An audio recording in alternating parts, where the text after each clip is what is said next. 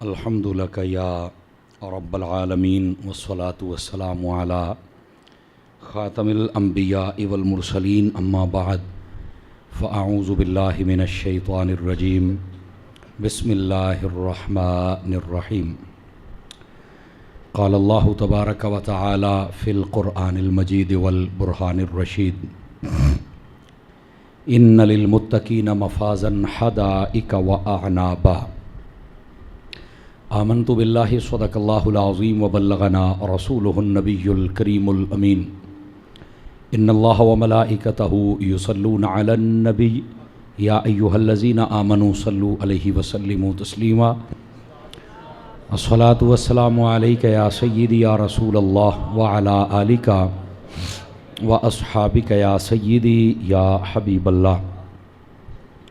انتہائی محترم و مکرم بزرگوں، نوجوان دوستوں، عزیز بچوں، اللہ رب العزت کی فضل و توفیق سے ہم سب جمعۃ المبارک ادا کرنے کی نیت سے مسجد میں حاضر ہیں۔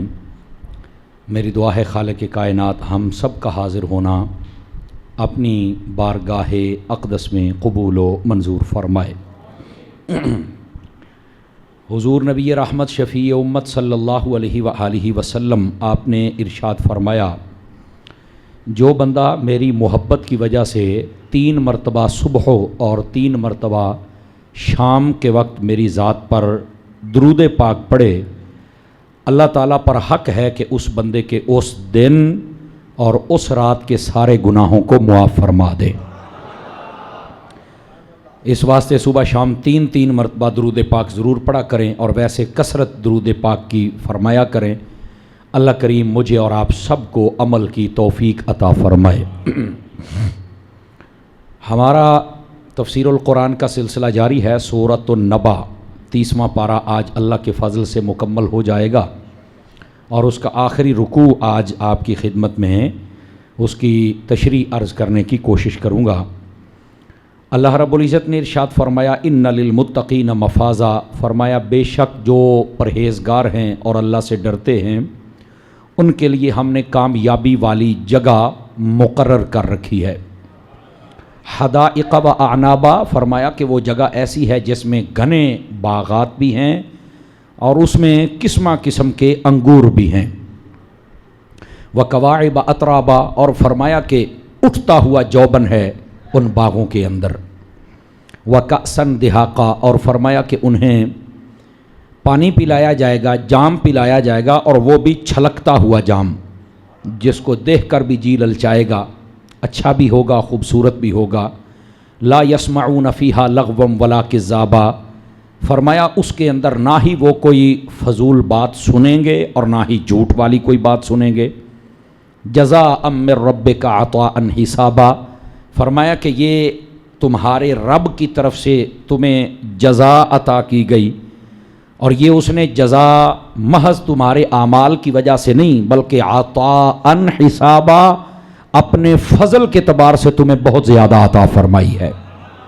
یہ ہے ان ابتدائی آیات طیبات کا سادہ سا ترجمہ۔ اب آئیے ذرا اس کی تشریح بھی سن لیجئے۔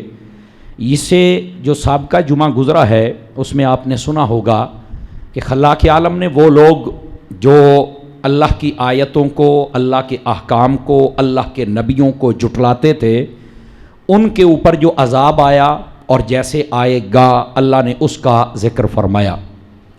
اب اس کے بعد لازمی تھا کہ اگر نافرمانوں کا ذکر اور انجام ہے تو فرما برداروں کے بارے میں بھی اللہ کچھ ارشاد فرمائے کہ اگر کوئی ہماری فرما برداری کرے گا تو پھر ہم اسے کیا عطا کریں گے۔ تو اللہ فرماتا ہے ان للمتقین مفازا، بے شک وہ جو تقوی اختیار کریں، اپنے رب سے ڈریں، پرہیزگاری والی زندگی بسر کریں، مفازا، ہم نے ان کے لیے کامیابی والی جگہ کو مقرر کر دیا ہے، یعنی اس سے مراد جنت ہے، اور اگر قبر میں بھی جائیں گے تو ان کی قبر کو بھی جنت کا باغ بنا دیا جائے گا۔ حدیث شریف میں ہے، آقا کریم علیہ السلام نے فرمایا انما القبر، اور بعض روایات میں قبر المؤمن کے لفظ بھی ہیں، روضۃ من ریاض الجنہ، فرمایا جو مومن کی قبر ہوتی ہے وہ جنت کے باغوں میں سے ایک باغ ہوتا ہے۔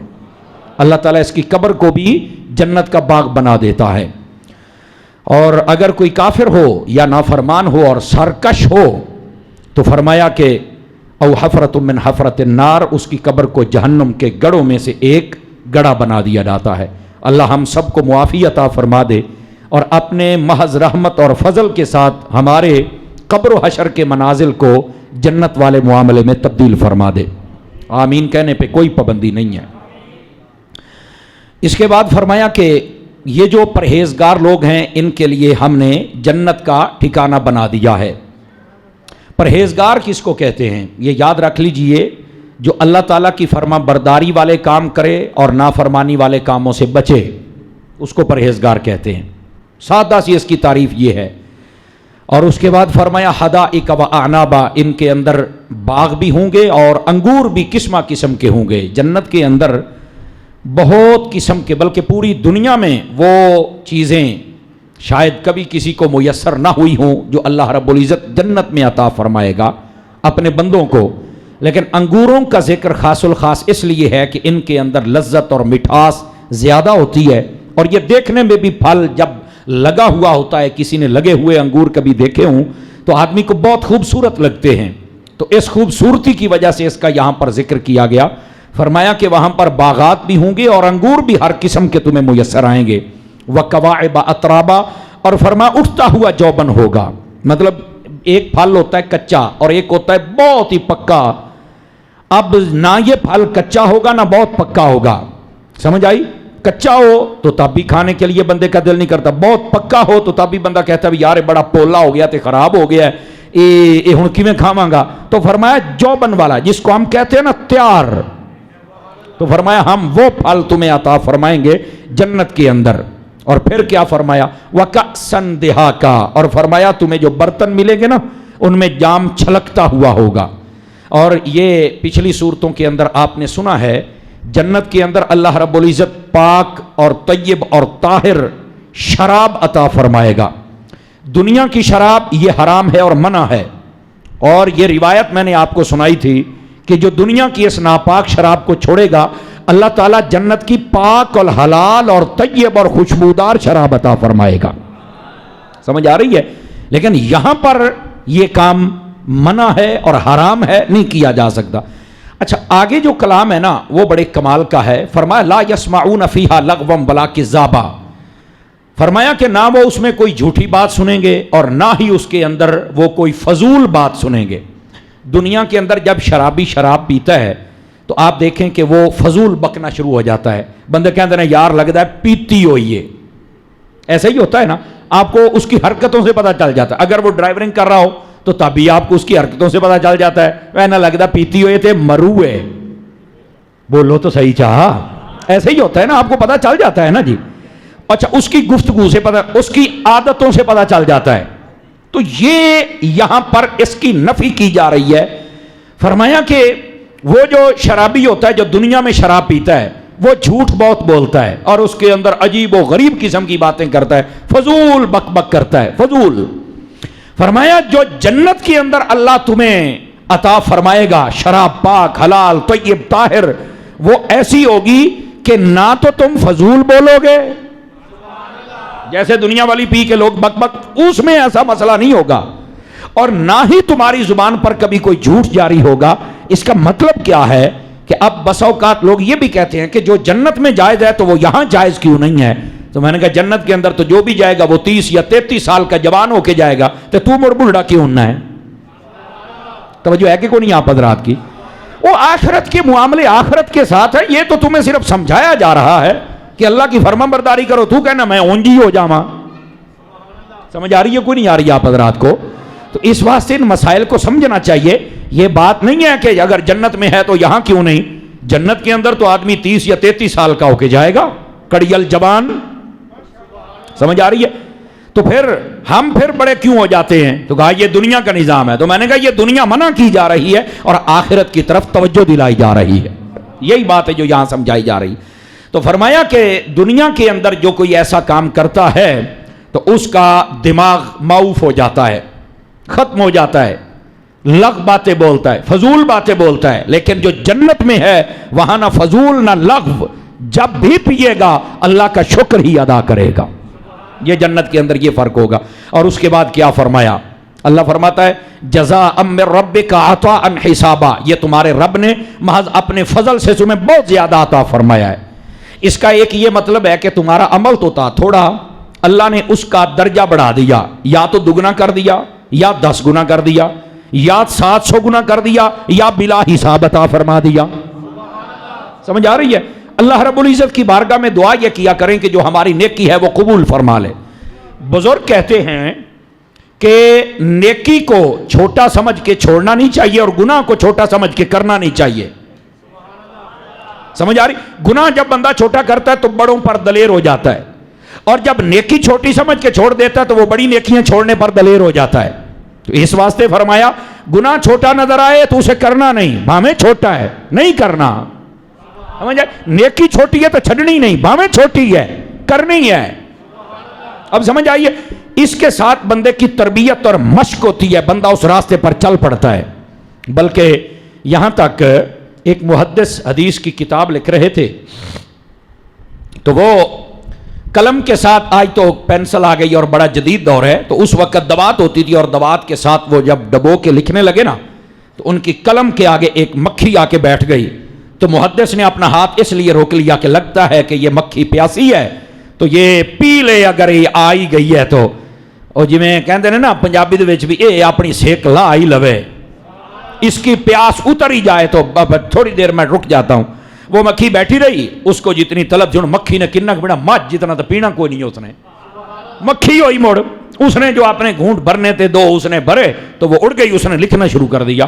وہ محدث جب انتقال کیا قبر میں پہنچا تو کسی نے خواب میں دیکھنے والے نے دیکھا، پوچھا ہاں بھائی سنا علامہ صاحب محدث صاحب کی بنیا، بخشیا گیا ہے؟ اس نے کہا جی بالکل بخشا گیا ہوں. کس عمل کے سبب؟ کہنے لگا او مکھی واسطے میں اپنا ہاتھ روکیا سی، اللہ کو یہی پسند آ گیا کہ تو مکھی تے مہربانی کیتی ہے تے اسی جا تیرے اوتے مہربانی فرما چھڈی. سمجھ آئیے کوئی نہیں آئی آپ حضرات کو؟ دوستان گرامی، اس واسطے اللہ رب العزت فرماتا ہے ہم نے تمہیں محض اپنے فضل سے عطا کیا ہے، یہ نہ کہنا کہ تمہارا عمل بہت بڑا ہے. آواز کمزوروں والی ہے آپ حضرات کی.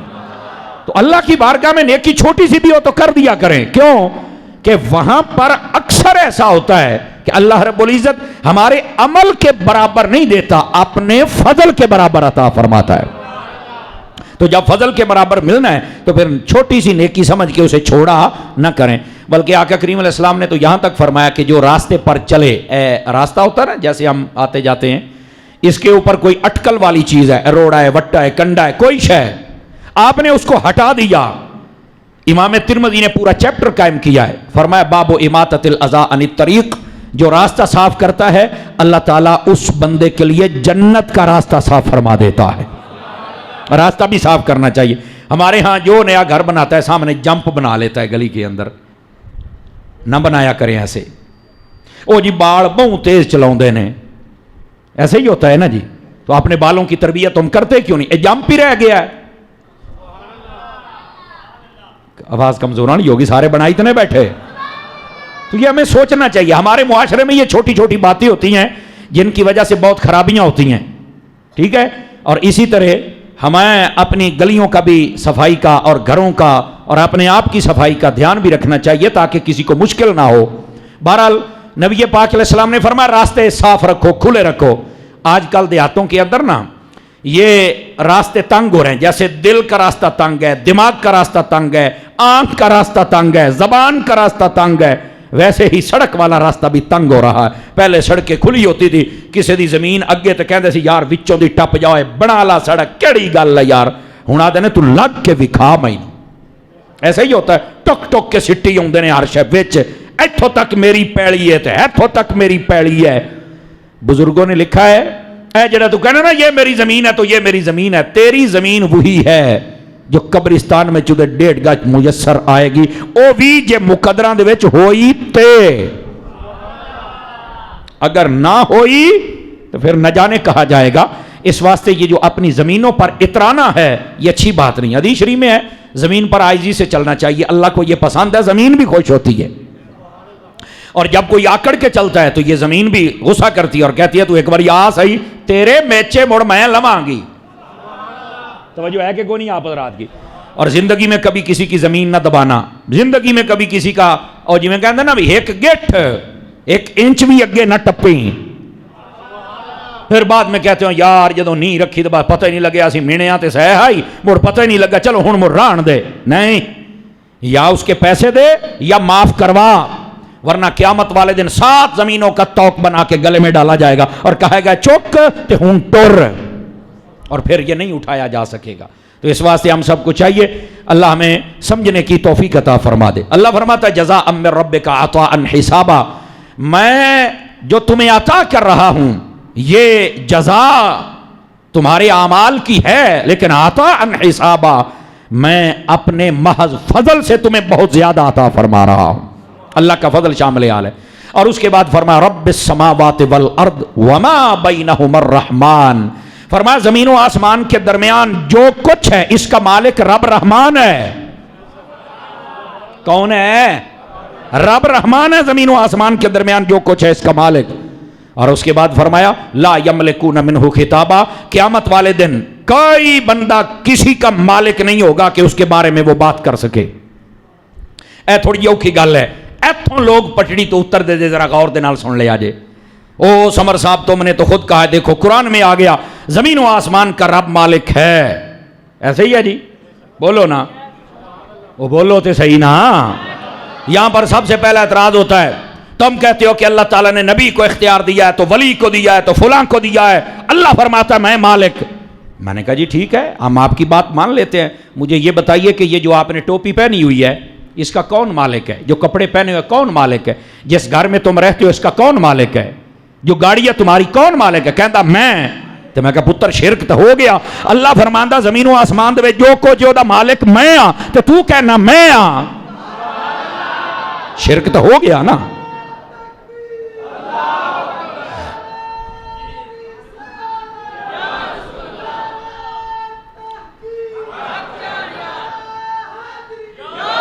توجہ ہے؟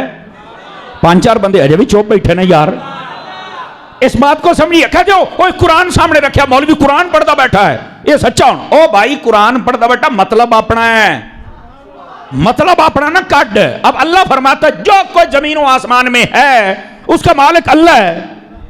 ہم نے اگر کہہ دیا کہ نبی بھی مالک ہے اللہ کی عطا سے, ہمارا یہ عقیدہ ہے اللہ کی عطا سے, یہ ہمارا عقیدہ ہے.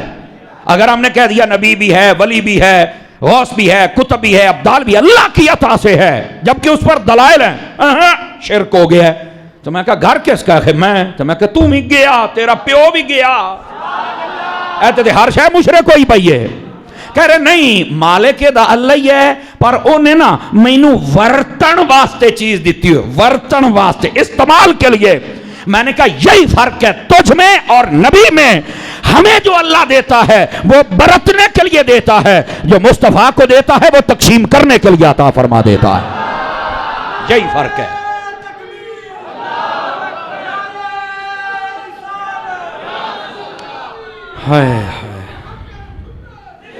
اور اس پر باقاعدہ دلیل ہے, بخاری شریف میں حدیث ہے. توجہ ہے کہ کوئی نہیں ہے؟ باقاعدہ بخاری شریف میں حدیث ہے. نبی کریم علیہ السلام نے ارشاد فرمایا, اور اس حدیث کے راوی حضرت سیدنا امیر معاویہ رضی اللہ تعالیٰ عنہ ہیں, یہ کاتب وحی ہیں. ان کی سگی بہن نبی پاک علیہ السلام کی بیوی ہے. آج کل کوئی زمانے کے کمینے لوگ ان پر بھونکتے ہیں, اپنی زبان نہ ڈکو, یہ صحابی رسول ہے.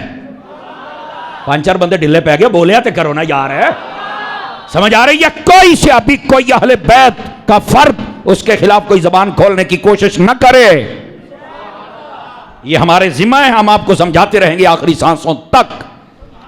اور اگلی بات پہ حضرت سیدنا امیر معاویہ رضی اللہ عنہ, آپ اس حدیث کو روایت کرتے ہیں, فرمایا من یرد اللہ بہ خیرا یفقہہ فی الدین, اللہ تعالیٰ جس سے بھلائی کا ارادہ کرتا ہے اللہ تعالیٰ اسے دین کی سمجھ عطا کر دیتا ہے. دین دی سمجھ بھی سکھ, قرآن دی آیتاں پڑھ کے نبیاں کو دور کرنا ہے, ولیاں کو دور کرنا ہے, اور اپنے واسطے ہر شے ثابت کرنا ہے. آواز کمزوروں والی ہے, آواز جوانوں والی نہیں ہے. اس وقت تمہیں شرک نہیں نظر آتا, نبیاں ولیاں واسطے گولیا تینوں بڑا شرک نظر آتا ہے. سمجھ آ رہی ہے؟ 2 نمبری نہ کر, اور سن اگلی جو بات آپ کی خدمت میں کہہ رہا ہوں، دین کی سمجھ حاصل کر.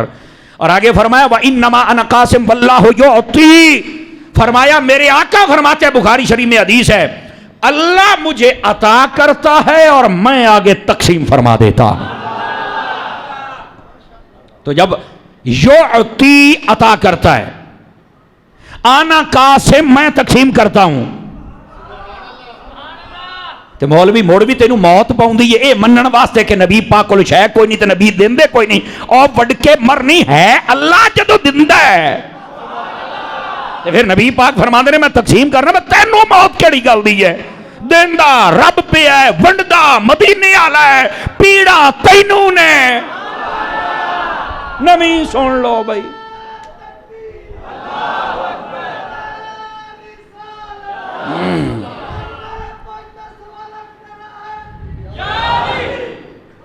اور توجہ ہے کہ کوئی نہیں ہیں؟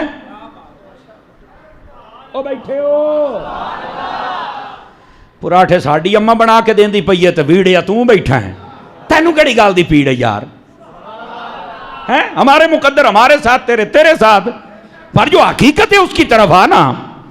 اللہ فرماتا ہے زمین و آسمان کے درمیان جو کچھ ہے اس کا مالک رب رحمان ہے.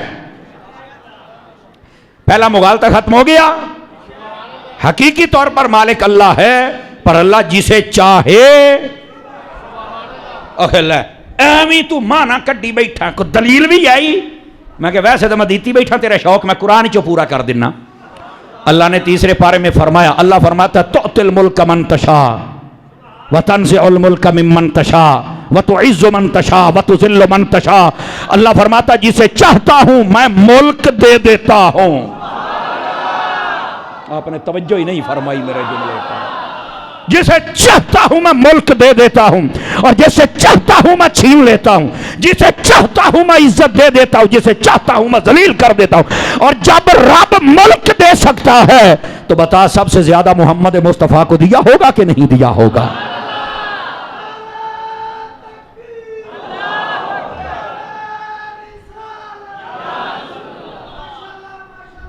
وہ توجہ ہے کہ بابے نو چاہ سائی بیٹھی ہے، جوانوں توانوں کیوں نہیں پئی آؤندی؟ آپ کو سمجھنا چاہیے یہ قرآن مجید میں باقاعدہ دلائل موجود ہیں. ملا جی اکھی بند نہ کر، اکھی پٹ. بڑا تینوں شوق ہے میں تو قرآن سے باہر جاتے نہیں، میں کہ تو پورا بھیچ ہمیں تب مر رہے ہیں. قرآن پڑھا ہی کب ہے؟ یزید علی اینک لا کے تو حسین علی اینک پا کے بڑھ قرآن پڑھ، تینوں پتہ لگے قرآن دے وچ کی ہے. ایسے ہی بزرگوں کے پیچھے پڑ گئے، کیا فائدہ ہے بھونک بھونک کے مردے جاندے ہو. بزرگاں دے موڑ ڈیرے تے جھنڈے گڈے ہوئے نے. بزرگاں دے جھنڈے کون تلے کر سکتا؟ سمجھ آ رہی ہے کو نہیں آ رہی ہے آپ حضرات کو؟ تو کہنے کا مقصد یہ ہے یہ شوق اپنا دور کیجئے، اللہ عطا کرتا ہے. اور اس کے بعد کیا فرمایا؟ یہاں پر ایک خاص مقام ہے، لا یملکون منہ خطابا. فرمایا قیامت والے دن کوئی کسی کے بارے میں بات نہیں کر سکے گا. پھر مولوی لانگر کٹ کے آ جاتا، ویکھیا اسی یا کیا سی نا قیامت والے دن کوئی تہاڈی شفاعت نہیں کرے گا، تے کوئی تانوں نہیں پوچھے گا تسی آدھے نبی شفاعت کرے گا، تسی آدھے ولی شفاعت کرے گا، تسی آدھے شہید شفاعت کرے گا. اللہ نے قرآن میں فرما دیا لا یملکون منہ خطابا. میں کیا بلے او مولوی ایڈا زور لایا ہی تیری پھوک میں اگلی آیت دے وچ کٹ دینی. سنی بندہ بولے سنی بندہ دوے دی چھٹی ہے. یہی تو مرنا ہے، پورا پڑھتے نہیں نا،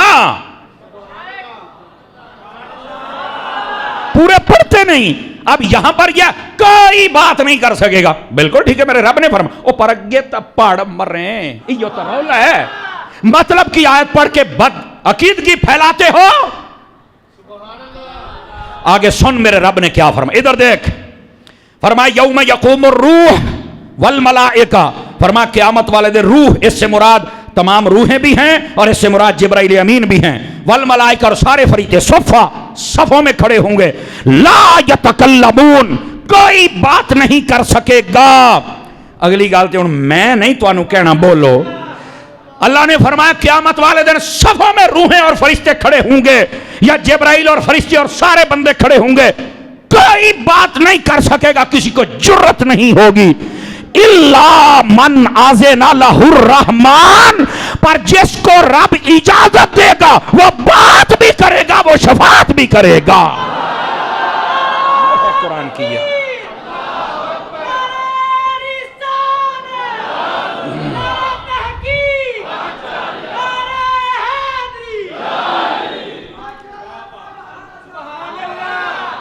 क्यों भाई, भूख निकली कि कोई ना निकली? अल्लाह फरमाता किसी को बोलने की इजाजत नहीं, शेर रखा थे मन्नी बैठे हैं। अल्लाह फरमाता कोई नहीं बोल सकता, बिल्कुल ठीक है, लेकिन ओही रब कहता जिन्नू मैं आखांगा वो बोलेगा। मुल्ला जी ओए अगे पढ़, 5-7 बंदे ढिले बैठ, साडी कंपनी दईओ, ओ साडी कंपनी दईओ। अल्लाह दियो बंदियो मदीने जाओ, मां प्यो सने पर हजूर दी शान सुन के बोले आते करो ना यार, समझो तो सही ना मसला क्या है। बद अकीदगी नहीं फैलानी चाहिए, कुरान के गलत मानी मफाहिम और मतालिब नहीं बयान करने चाहिए, और जो कुरान की आयत में है वो तो बता दो ना। अल्लाह फरमाता ला यमलिकूना मिन्हु खिताबा, कोई अल्लाह से बात नहीं कर सकता, बिल्कुल ठीक है, कोई नहीं कर सकता अपने आप।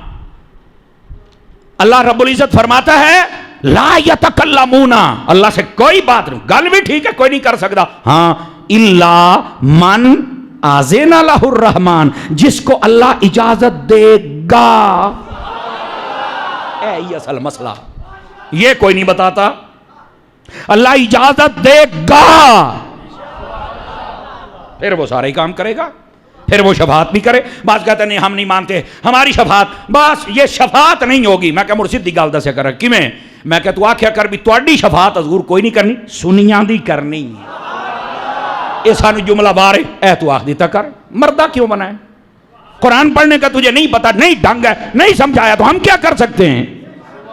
मेरे नबी अलैहिस्सलाम से सहाबा किराम ने पूछा या रसूल अल्लाह सल्लल्लाहु अलैहि वसल्लम क़यामत वाले दिन आप कितने लोगों की शफात करेंगे? तो मेरे आका करीम ने क्या फरमाया, इन्नी अशफाउ यौमल क़ियामत लि उम्मती लि अक्सर मिम्मा अला वजहिल अर्द मिन शजरिन व हजरिन व मदर। फरमाया क़यामत वाले दिन मैं इतने लोगों की शफात करूंगा, इतने तुम्हारी दुनिया पर दरख्त नहीं, इतने दरख्तों के पत्ते नहीं, इतने पत्थरों की कंकरियां नहीं है, जितनों को बख्शवा के मैं मोहम्मद जन्नत के अंदर लेके चला जाऊं।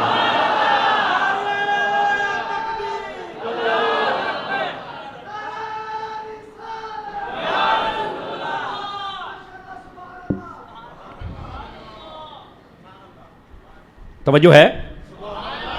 और इधर देखे मैं आपको एक और हदीस सुनाऊं।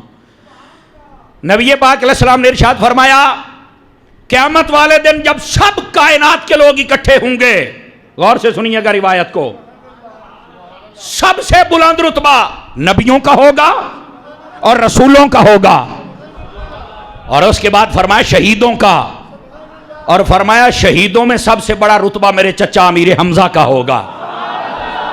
नबी पाक के चचा अमीर हमजा, ये 15 शवाल को जंग हुई थी ना, जंग उहद, उसमें आप शहीद हुए थे। मेरे नबी अलैहिस्सलाम उहद के मज़ारों पर गए, आपने वहां पर मिंबर रखवाया, आपने वहां पर तकरीर फरमाई, मुस्लिम शरीफ में भी है, हुण नहीं है ना लबना, बस मतलब दी गल्लां नहीं।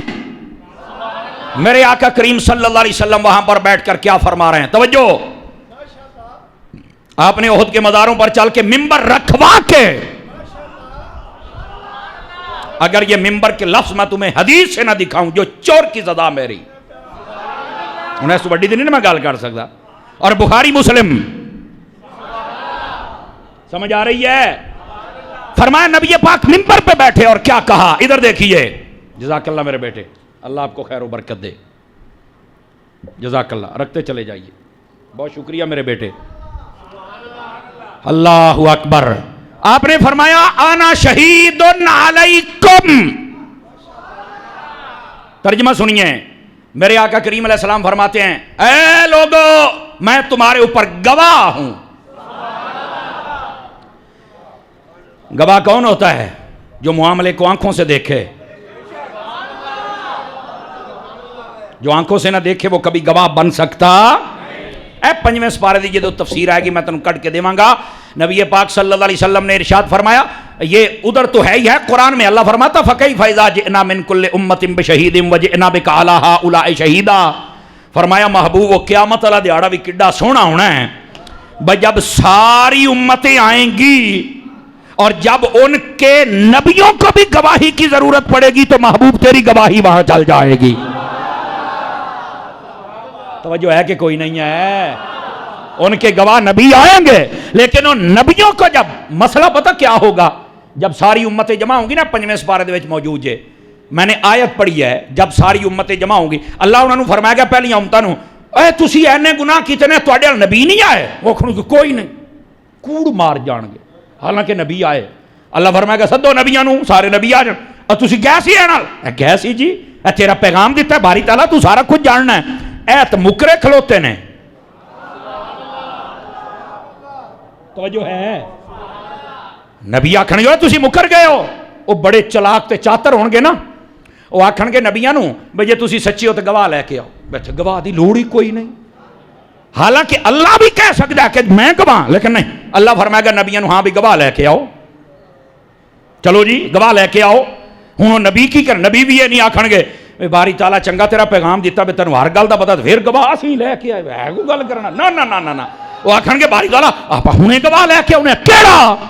اب میں نہیں آپ کو کہوں گا، آپ نے خود بولنا، وہ سیدھا آئیں گے تیرے اور میرے نبی کے پاس اور آ کے کہیں گے یا رسول اللہ او ساڈی امت اڑی کھلوتی ہے تے او گواہ منگدے پے نے تے گواہی تسی دینی۔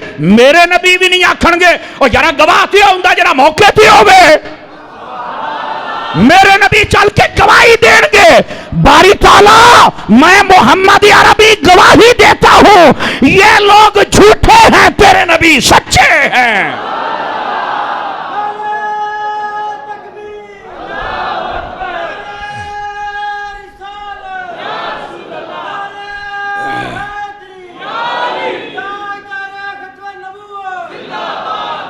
یہ ہے مسئلہ، قیامت والے دن گواہی میرے مصطفیٰ کی چلے گی۔ اچھا او جڑے کافر ہونے نا، او جڑے اپنے نبیاں تے اکھیں ویکھ کے مکرے کھلوتے ہونے، نبی پاک دی گل تے نہیں مکر سکن گے۔ آپ نے جملے کا وزن نہیں محسوس فرمایا، کئی بندے گوڈے ہی پھتی بیٹھے ہو، جاگو تے صحیح نا۔ اپنے نبیوں نو اکھیں ویکھیا تے مکر گئے، ساڈے والا ہی کوئی نہیں تے ساڈے نبی گئے ہی کوئی نہیں، مکر نہیں سکن گے۔ کیوں؟ انہیں بھی پتا ہے یہ نبی بعثت کے اعتبار سے آخر میں ہے، لیکن اس کا نور سب کچھ دیکھ رہا تھا۔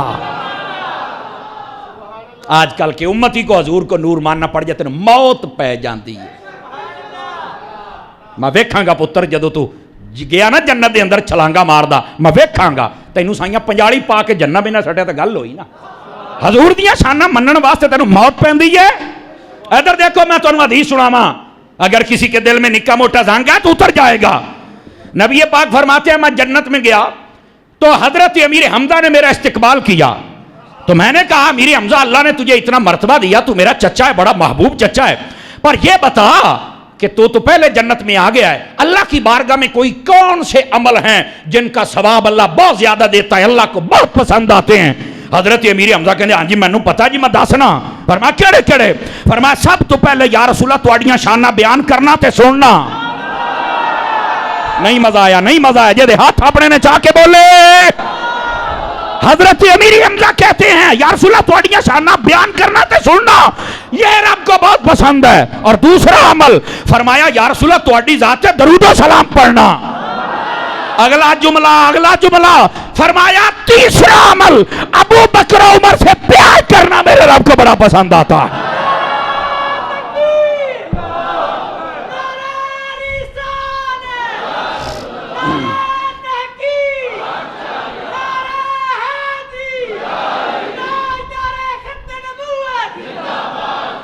توجہ ہے کہ کوئی نہیں آپ حضرات کی؟ کو سواد آیا؟ کو دل ٹھڈ پئی کہ کوئی نہ پئی؟ حضور دیاں شانہ سن کے منہ وٹاؤنا لیا۔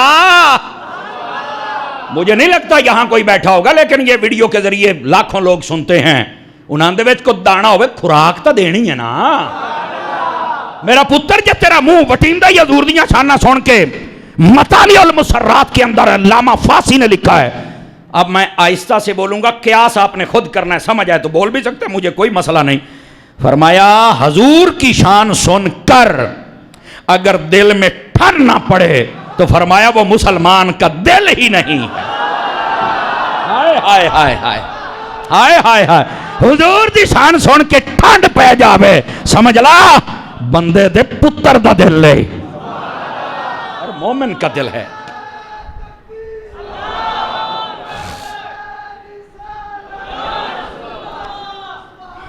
توجہ ہے کہ کوئی نہیں آپ حضرات کی؟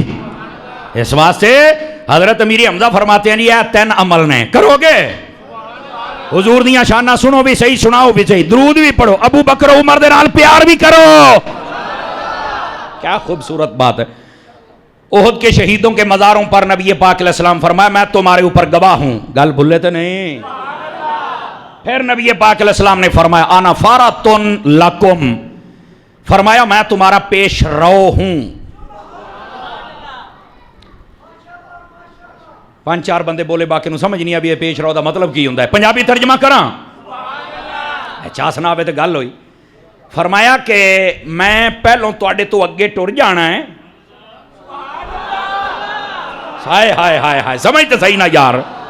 اے فارتن دا مطلب ہوندا ہے اگے جا کے انتظام کرنا. فرمایا میں تواڈے تو پہلے ٹر جانا پر ٹینشن نہیں لینی، تسی اوتھے آਉਣਾ ہے نا تے میں پہلوں چل کے تواڈے واسطے انتظام کراونے نے. اوئے ہوئے ہوئے ہوئے، اس میں کیا گہرائی ہے یار، کیا گہرائی ہے، آپ سوچ بھی نہیں سکتے ہو. چلو جو ایک نقطہ میں کھول دیتا ہوں آپ کے سامنے. فرمایا میں تواڈے تو پہلے اللہ دی بارگاہ چلے جانا تے تسی بھی آਉਣਾ ہے نا تے قبراں دے وچ آਉਣਾ ہے. تے فرمایا میں تواڈا انتظام پہلوں ہی کراں گا. کیا مطلب ہے؟ اور فرمایا تسی قبر وچ بعد وچ آਉਣਾ ہے، محمد عربی نے پہلے ہی آ جانا ہے. ٹینشن کیوں لے گئے؟ اے مطلب ہے دا.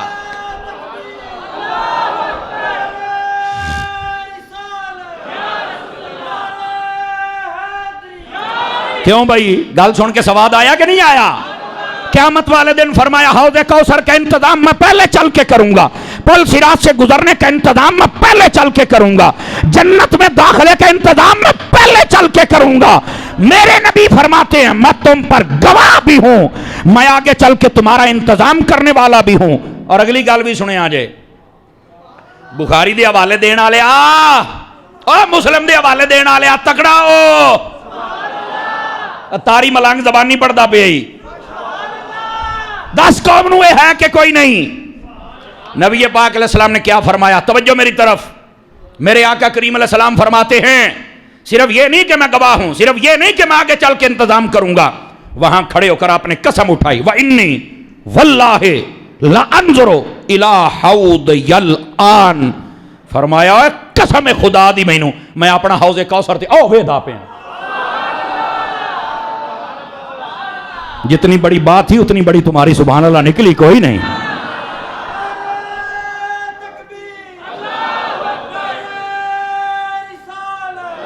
اور آگے بھی سنیے گا میرے آقا کریم آج یہ گل نہیں مکی. یہ مطلب نکلے آپ بزرگاں دے مزاراں تے بھی جانا چاہیے، اوتھے ممبر لا کے تقریر بھی کرنی چاہیے، اوتھے نبی پاک دیاں شاناں بھی بیان ہونیاں چاہیے نے. کہندا بابے تا شاہی کوئی نہیں. اور گوڑے آوے یقین ہے مجھے کس نے کہہ دیا شاہی کوئی نہیں؟ ہن تیرا پیو کوئی نہیں تو ساڈیاں نو بھی پے جائے گا. بولو تو صحیح نا. اے تھوڑی جی انجینئر دی بھی ڈبری تو میں ٹیٹ کرانا. اینو ویسے ہن باقی مولویاں دی اوڈی پیڑ نہیں ہوندی جڈے تواڈی اتاری دی ہوندی جے. بڑی پیڑ ہوندی ہے، بڑی پیڑ. اے لوگ پیار کردے نے ہنج کلپ نکلدا تے جاندا لکھاں دے وچ. وہ آدھا میں سویر تو شام شام بھوکنا مینوں سندا ہی کوئی نہیں. اے مولوی ایک تھوڑا ماردا تے میرا سر پاٹ جاندا ہے. میں کہا پتر بڑے سائیاں دی مرضی، او جے دا مرضی کام لین. او بولو تو صحیح نا. اس واسطے تو ساڈے بابیاں نو پے گئے ہیں. توجہ ہے کہ کوئی نہیں ہے؟ اللہ اکبر. اب آئیے ذرا نبی پاک علیہ السلام نے وہاں پہ فرمایا اوتیت مفاتیح خزائن الارض. ابھی حدیث نہیں ختم ہوئی ہے اس حدیث کا. میں گواہ بھی ہوں، میں آگے چل کے انتظام کرنے والا بھی ہوں، میں حوض کوثر بھی دیکھ رہا ہوں. اور آگے فرمایا اللہ نے مجھے کائنات کے خزانوں کی چابیاں بھی عطا فرما دی ہیں. میرے نبی فرما رہے ہیں کائنات کے خزانوں کی چابیاں عطا کر دی ہیں. چابیوں کے بارے میں 2 لفظ آئے ہیں. یہاں سیدی اعلیٰ حضرت کی بات بھی کریں نا. امام احمد رضا کی جس کی وجہ سے ہم بریلوی ہیں. ہمارا مذہب اہل سنت ہی ہے لیکن بریلویت میری غیرت کا نام ہے. بہت آگے نا اپنے آپ کو سنی کہنے والے. مارکیٹ میں جب صرف دیسی گھی ہوتا تو سارے گھی ہی کہیں دے سن. تے جدو ڈالٹا ہے تو تے لکھنا پہ بھی آئے دیسی ہے تے ڈالٹا ہے. جدو کلے سنی سن مطلب رولا ہی کوئی نہیں، جدو سنیاں دے وچ ہور کئی بڑائیاں آ گئیاں تے سانو مڑ دسنا پیا بھی کیڑا سنی ہے، بریلوی ہے۔ ہن سمجھ آئی جے، اے پہچان ہے دیسی گھیو والی۔ چلو مرضی ہے تہاڈی، نہ بھی سمجھو تو خیر ہے، مسئلہ تو سمجھانا ہے نا۔ اب ذرا سنیے جو میں بات آپ کی خدمت میں عرض کر رہا ہوں۔ دو لفظ آئے ہیں، ایک ہے مقالید اور ایک ہے مفاتیح۔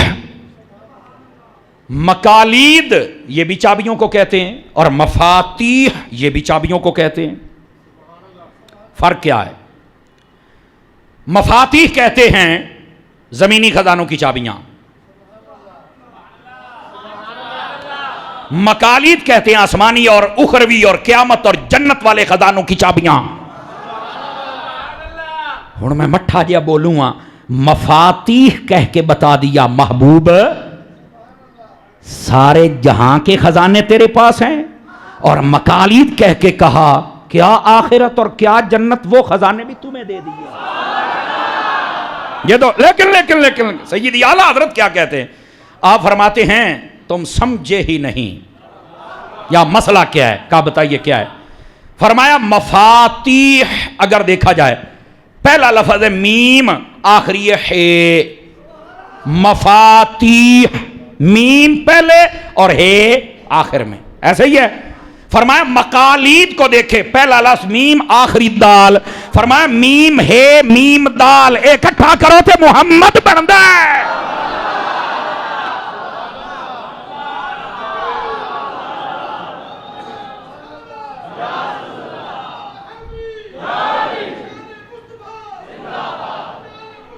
یہ ہے میرے نبی صلی اللہ علیہ وسلم کی شان اقدس۔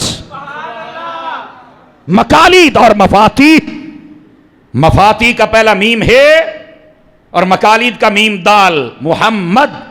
ایدہ ان ترجمہ بندہ ہے پترہ جننے خزانے بھی نے سارے محمد عربی دے کول نے اللہ نے عطا فرمایا۔ ہن سمجھ آئی دی اعلیٰ حضرت دی کہ کوئی نہیں آئی تو انو اللہ نے عطا فرمائے ہے کہ نہیں ہے؟ میں کہا تو ساڑ سمجھ آ رہی ہے؟ تے سنیا تو سن کے ٹھار، بس اتنا فرق ہے اور کچھ بھی نہیں ہے۔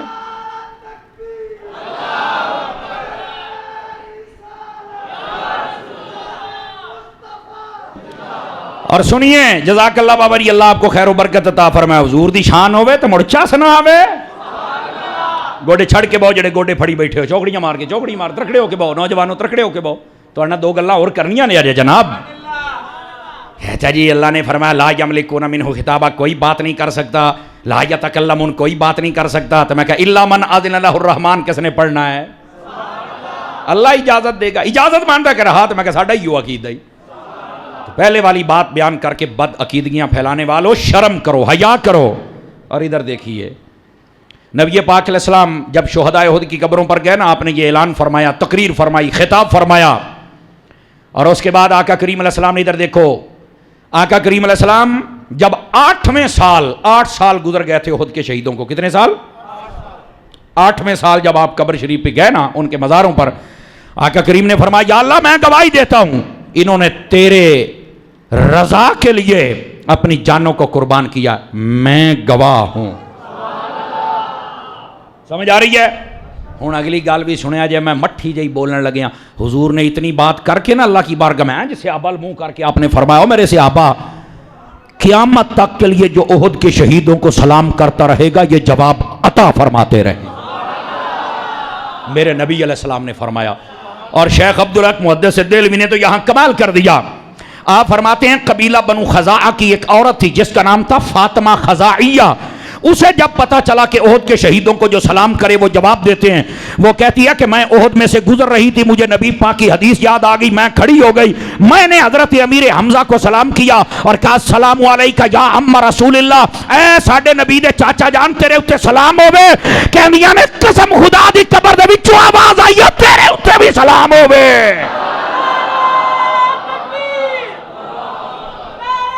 اب بولو تے صحیح نعرے تھے۔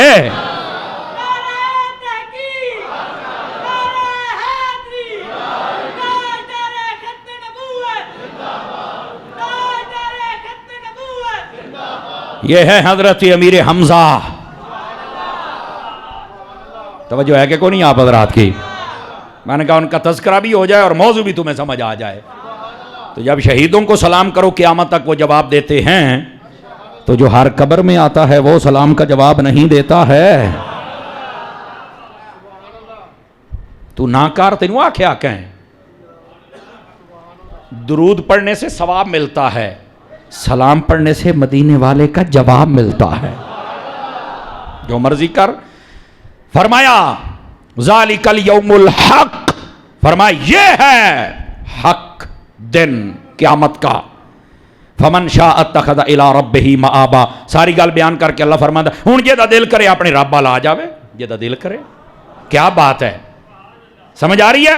پوری بات بیان کرنے کے بعد میرے رب نے فرمایا جس کا جی چاہے اپنے رب کی طرف آ جائے. پتہ چلا ہمارے اسلام میں جبر نہیں ہے, ظلم نہیں ہے. ہم نے صرف دعوت دینی اور دعوت دے رہے ہیں. لیکن مسلمان آ کے جے کو گستاخی کرے مرتب منہ گے پورا بھیا کلمہ چھڑ دے تے جے پڑھے ہی تو بندیاں طرح پڑھ. اور آگے کیا فرمایا انا انذرناکم عذابا قریبا. فرمایا ہم ان کو ڈراتے ہیں. یہ جتنی بات کی ہے نا ہم نے تمہیں ڈرایا ہے کہ عذاب قریب ہے. اس عذاب قریب سے مراد قیامت بھی ہے, اس عذاب قریب سے مراد ہمارے گناہ بھی ہیں, ہمارا نفس بھی ہے جو ہمیں گناہ کی طرف لے کے جاتا ہے. سمجھ آ رہی ہے؟ گناہوں سے بھی بچنا ہے, نفس سے بھی بچنا ہے اور قیامت کے عذاب سے بھی بچنا ہے. کیسے؟ اپنے رب کی فرما برداری کر کے. یوم ینظر المرء ما قدمت یداہ. فرمایا جس بندے نے جو عمل کیا قیامت والے دن دیکھے گا, جو کیا ہے نہیں چھپ پائے گا. اس لیے بزرگ فرماتے ہیں نیک اعمال کیا کرو تاکہ اللہ کی بارگاہ میں پیش ہونے میں آسانی رہے. سمجھ آ رہی ہے؟ کوئی نہیں آ رہی ہے؟ ٹھیک ہے. اور آخری بات وَيَقُولُ الْكَافِرُ يَا لَيْتَنِي كُنْتُ تُرَابًا. اور فرمایا کافر کہے گا کاش کہ میں مٹی ہو جاتا, میں انسان ہی نہ ہوتا, میں پیدا ہی نہ ہوا ہوتا, میں ہوتا ہی نہ. اور اس کی تفسیر کے اندر دو باتیں ہیں, جاگیں تو سنا دوں آپ حضرات کو, مزہ آئے گا آپ حضرات کو, گارنٹی دیتا ہوں اس وقت کے جب آپ توجہ کریں. فرمایا اس کافر سے مراد شیطان ہے. شیطان قیامت والے دن کہے گا کاش میں مٹی ہوتا. کیسے؟ فرمایا جب وہ دیکھے گا نا حضرت آدم علیہ السلام کی شان اور آدم علیہ السلام کی اولاد کی شان کہ اللہ نے ان کے اتنے گناہ تھے پھر معاف کر دیا, تو شیطان کہے گا اوفو میں بھی کدی اس مٹی تو انسان ہوں. اس لیے تو میں بڑا تکبر کیتا بھی میں آگ دے وچوں بنے ہوئے ہاں, انسان مٹی دے وچوں بنے ہویا ہے, میں تے بڑا تکبر کیتا ہے. آج یہ مٹی والا جیت گیا تے آگ والا سڑدا کھلوتا ہے. فرمایا اس وقت یہ شیطان کہے گا کاش میں بھی مٹی سے ہوتا. ایک اس کا یہ مطلب ہے. سمجھ آئی؟ اللہ پھر تو انہوں پتہ بھی سمجھاؤں تے ہے نا, شیطان بھی مان جائے گا کہ یہ جو مٹی سے پیدا ہونے والا انسان ہے اللہ نے اس کو کتنی شان عطا فرمائی. اور دوسری بات وَيَقُولُ الْكَافِرُ يَا لَيْتَنِي كُنْتُ تُرَابًا. کافر کہے گا کاش میں مٹی ہوتا, پر کون سی مٹی؟ اس کی تفسیر میں روح البیان میں لکھا ہے. فرمایا جب بندہ مومن نماز پڑھتا ہے اور اس کے ماتھے پر مٹی لگتی ہے, وہ مٹی جب جہنم میں ڈالی جائے گی تو جہنم کی آگ بجھ جائے گی. تو کافر کہے گا کاش میں مٹی ہوتا کسی مومن دے متھے تے ہی لگ جاندہ. نہیں توجہ فرمائی آپ. ہن مومن تو چوپتا ہو گیا بھی نماز سے پڑھنی ہوئی پوری سوری. خدا دا نام منو, نمازاں بھی پنجو پڑھیا کرو. پڑھیں گے, کوشش تو کرو نا, خیر ہو جائے گی انشاءاللہ. اور دوسری بات فرمایا اس مٹی سے مراد کیا ہے؟ اس مٹی سے مراد فرمایا وہ مٹی ہے جب بندہ مسجد کی طرف جاتا ہے تو جو قدموں کو مٹی لگتی ہے قیامت والے دن نور بن کے آئے گی. تو کافر کہے گا کاش میں وہ گلی کی مٹی ہوتا کسی مومن کے قدموں کو ہی لگ جاتا. ہوں سمجھ آئی نہیں آپ حضرات نو؟ گرامی قدر حضرات اس واسطے نماز بھی پڑھا کر اور اپنے رب کی بارگاہ میں سجدہ بھی کیا کر. یہ کرتا رہے گا تو خیر ہی خیر اور برکت ہی برکت رہے گی. سنتیں ادا فرما لیجئے, باقی اگلے جمعے انشاءاللہ.